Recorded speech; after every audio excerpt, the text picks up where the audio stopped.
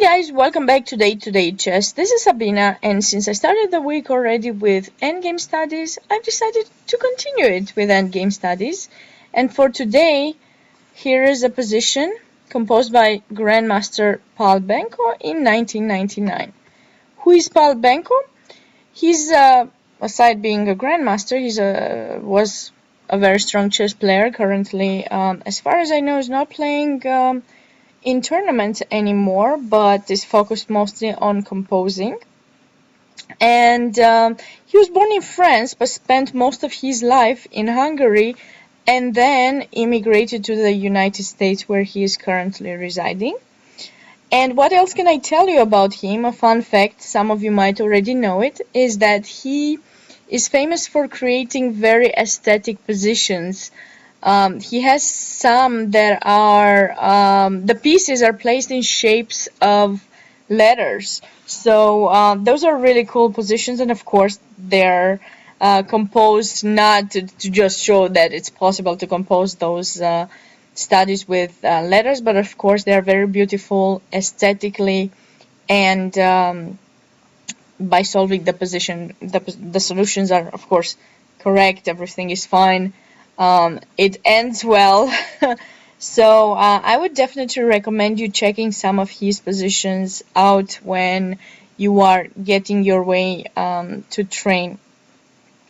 Those positions might not, you might not be able to encounter them when you're actually playing, yet it is very important to solve studies because it helps your calculation. And when you're trying to solve studies, be sure not to move the pieces.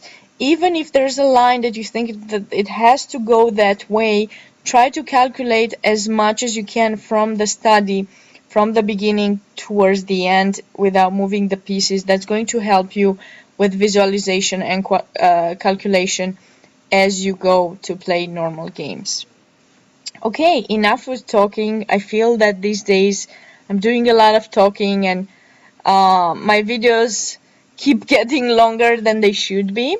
When I started this YouTube channel, it was 15 minutes or less day-to-day chess, right? These days is over 20 minutes, which of course some of you might not like. I personally don't like it. I feel that if I started something, I have to kind of keep it within the range. So I've got a couple of plans for the future, but let's just get started with this endgame study. So it is white to move and win. And be sure to pause the video and try to solve the study. Good, so you're probably back now, and let's see what's going on in the position. You obviously notice that white has a rook up, right? So that's the first thing that comes to mind. And then another important thing that you notice is that black is really close to these pawns, about to capture them both, and then go with his other ones towards the promotion of a queen, get the rook, and then, the position should end in a draw. Well, that's what black wants. But of course, white wants to win. So why is this position so difficult? Well, because this rook is not that greatly placed. If the rook would be somewhere further on this side of the board, let's say, there would be some rook on the second rank check, and then a3, and these pawns are, or b3, and these pawns are well protected. Black would have no opportunity in winning any of them, and white would be having no trouble converting this position into a win. Yet there are some problems. It is impossible for white to find a way to protect this pawn in b2, and their king is really far away. So what to do? Some of the natural approaches in this position, the first one probably would be b3 here. And the idea would be, of course, not to give away the pawn, but unfortunately it's too slow for white. Black just comes king b2 with double tempo. The rook kind of has to go away on the other side of the board. This pawn is being captured, and if white thinks that they can protect their b3 pawn and not allow black to end up making a draw, they are wrong, because in this position, obviously not a4. This would be a big blunder for black, because now white can play b4, a very important move. making sure the king is cut and won't be able to play king b3, and after a3 in this position, white goes rook to h5. Now rook takes b5, and white will be able to stop this pawn, and in the same time they will remain with their b pawn, which will go to a queen, and white would convert the game. But after rook h3 in this position, black can play king a3 first, and now having the idea of pushing b4 or a4, after which black should be able to make a draw. After king g7, though, we have to play king b4 first. Now the king comes to f6, a4. Capture. We want to make sure we're capturing with the b pawn, and we are creating our pass pawn on the a file as far as possible from white's king. And now as the king comes, king d4, a2, the rook has to go to h1, and after king b3, black manages to make a draw. White will have to give away the rook, and the position is a draw. So b3 does not really work.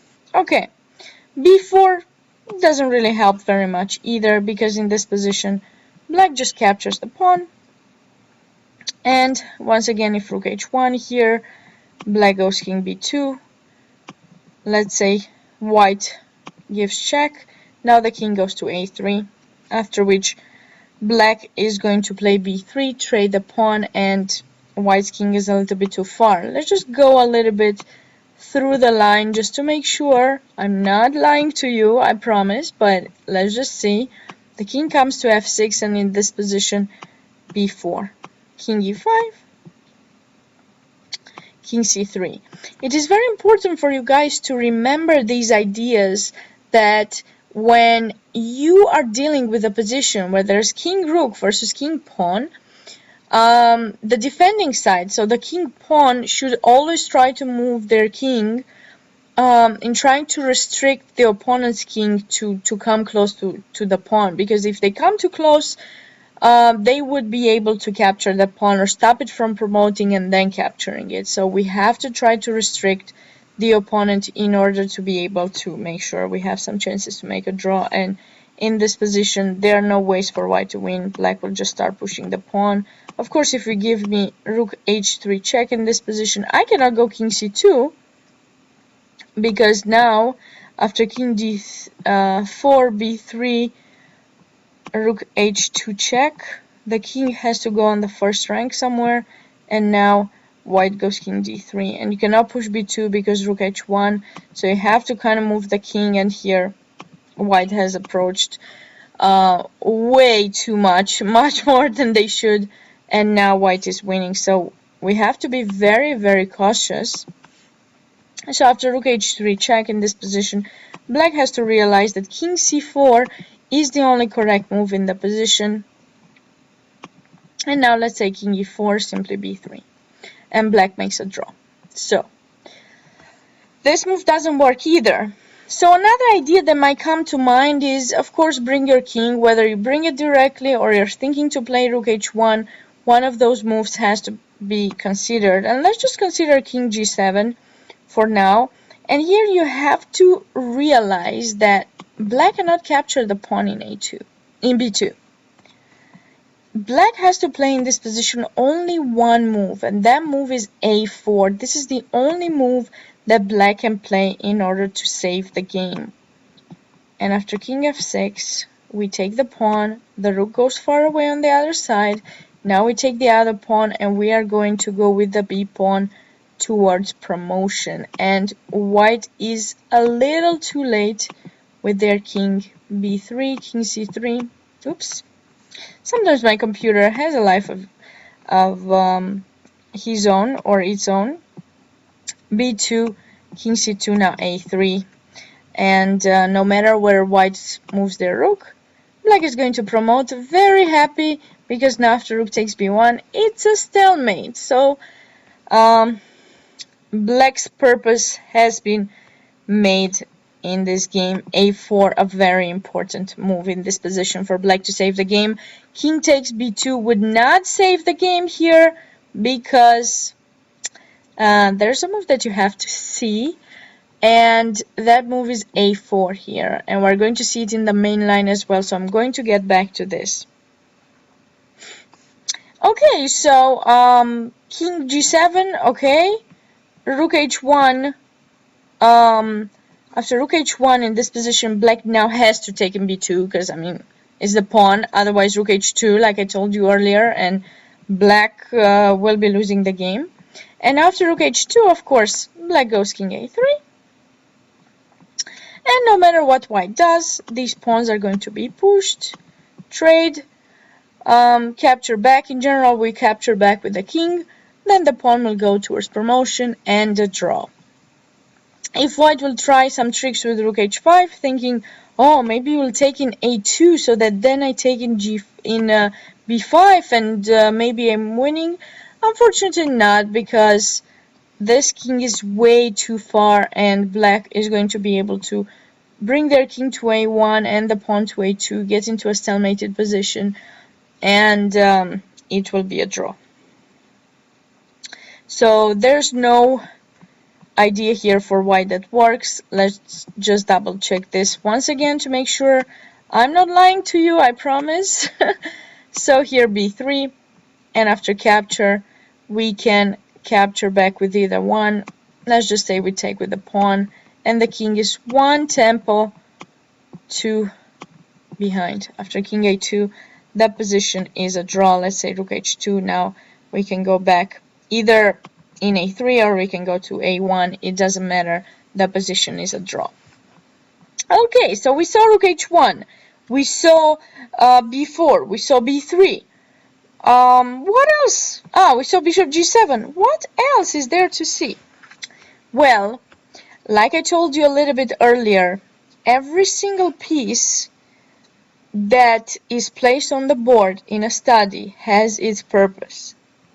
It's placed there for a reason, and obviously this rook was placed there not to be able to play rook h2, but for another purpose as well, and that purpose is to be able to get open. And the correct move in this position that solves the study is a4. Double exclamation point I'm giving it. And here you have to consider, of course, capture, which is the least correct move here for black, because after rook takes a4, rook takes a5 follows and white is winning. How about b4? Here you have to see an idea that's very similar to something that if you saw previously, you should have no trouble seeing. Rook h1, and when black captures in b2, this very good move rook h5, after which white will capture in a5 followed by rook b5. Well, depends where black's king will be. Maybe we will go rook a8, push the pawn first, and then rook b8. Trade these two pawns, the a for the b1, and white would be winning. And of course here king b3 won't really help black, because white can simply give a check, and if black captures, they will not be able to create a passed pawn anymore because the rook is controlling the third rank. So with that said, let's get to the main line. King takes b2. Oh, I'm sorry. King takes b2 in this position. Okay, so here, of course, the first thing that comes to mind is to take in b5. Okay, but then you should realize that this is a very, very bad idea for white, because now after b8 queen, black plays a2, and we all should know that this position is a draw because white's king is way too far and this pawn has reached the second rank, and this position is a theoretical draw. That's why a takes b5 is a blunder in this position, so white has to find the correct and super beautiful move to win the game. And if you haven't seen it yet, be sure to pause the video. Okay, so the correct move in this position is this one, rook h3. This is the reason why I chose this endgame study, because after rook a3, you're basically taking the rook from being emprise to another square where it is emprise, and after black captures, the difference between this line, because obviously, you know, taking a4 or b4 would lead to the same lines as we saw previously, but now the king has to spend an extra tempo. I'm sorry, a3 in this position, b8 queen, the king would go to a1, and here the easiest way for white to win this is to utilize the fact that the pawn is in a3 and black has one tempo to play a2, and whenever they do so we have to find the mating spot, and the mating spot is the c1 square. So how do we get there? Well, quite simple. The simplest way here is to play queen f4 in this position, being able to control the c1 square. Obviously black cannot just play that because of queen c1, so in this position they would probably exit with their king in order to push their pawn, but unfortunately after queen b4 check they have to make sure they maintain their pawn protected, and after king a2 white simply makes a waiting move, king g7, and black is in Zugzwang. They have to move the king and this pawn falls and white is winning. I really hope you enjoyed this endgame study. Be sure to stay tuned for more tomorrow. Thank you, bye!